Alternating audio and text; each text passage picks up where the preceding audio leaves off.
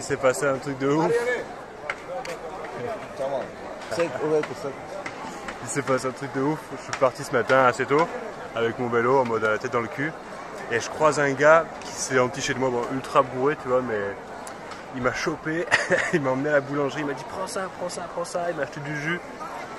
Il me dit allez on va boire un café.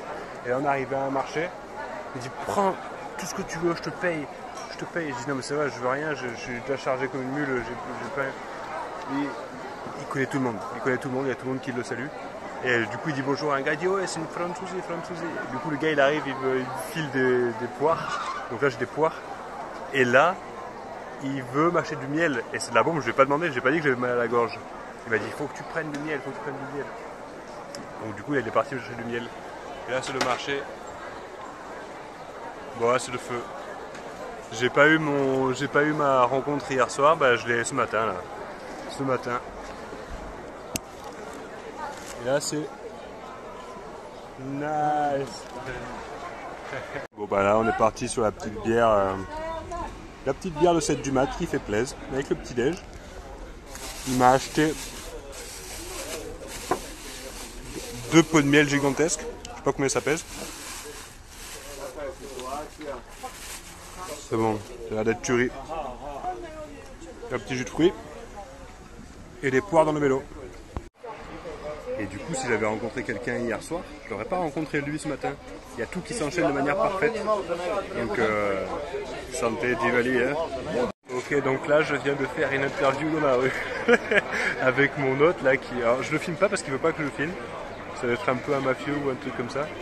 Et du coup, il me trimballe de bar en bar. On s'est envoyé des grosses bières. Il veut qu'on aille voir des potes. Hein. On marche dans la rue, on croise des gens avec une caméra, etc.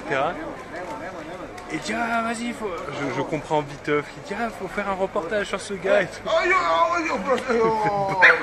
Il fait bordel dans la rue, il y a tout le monde qui s'arrête. Oui. Il connaît tout le monde, il fait bordel. Et du coup là je viens de faire une interview dans la rue, voilà. Je viens d'expliquer mon projet, je viens de faire mon petit bail quoi. Je suis éclaté là. Là j'ai pas beaucoup dormi, je me suis envoyé de la grosse bière de bon matin, je suis un peu éclate. Donc je sais pas trop ce que ça va donner l'interview, mais ça fait plaisir. Et là je sais pas où on va. Il est carpin chaud, il est chaud bouillant. Il veut qu'on aille, je sais pas où, j'ai pas compris. Il veut que je reste 20 jours ici. Je dis frère, je vais pas rester 20 jours, moi je suis...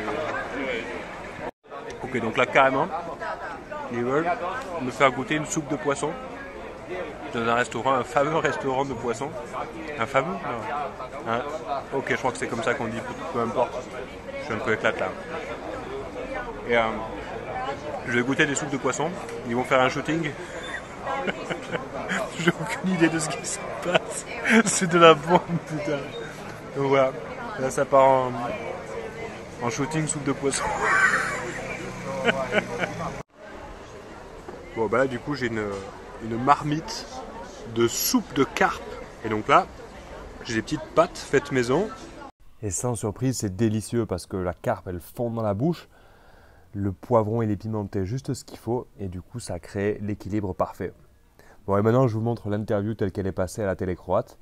Et en fait, on a fait les doublages version française avec ma mère. Et on s'est marré parce que je trouve qu'elle est trop forte. Il s'appelle Romain Sekaldi. Il est parti du sud de la France en novembre l'année dernière et il a décidé de faire le tour du monde direction le Japon. C'est la première fois que je voyage à vélo et c'est merveilleux. Tout le monde est tellement gentil avec moi. J'ai l'impression d'être dans un rêve.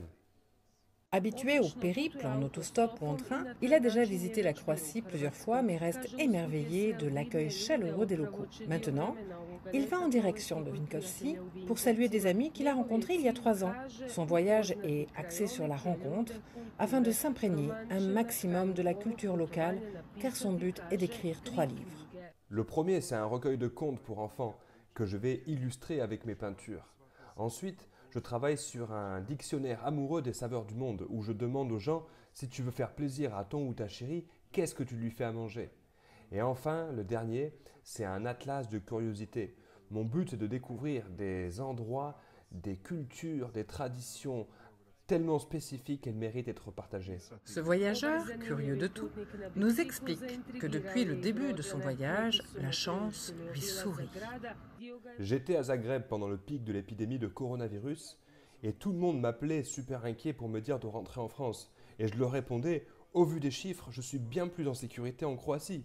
Alors, je reste ici. Après Slavonski Brod et Vinkovci, l'aventurier à vélo va passer en Serbie, puis en Bosnie. Et quand on lui demande dans combien de temps il pense arriver au Japon, il répond qu'il ne sait pas vraiment, mais que ça n'a pas d'importance. Il s'est donné 3 ans pour arriver, et en attendant, il va tâcher de profiter et rencontrer un maximum de personnes.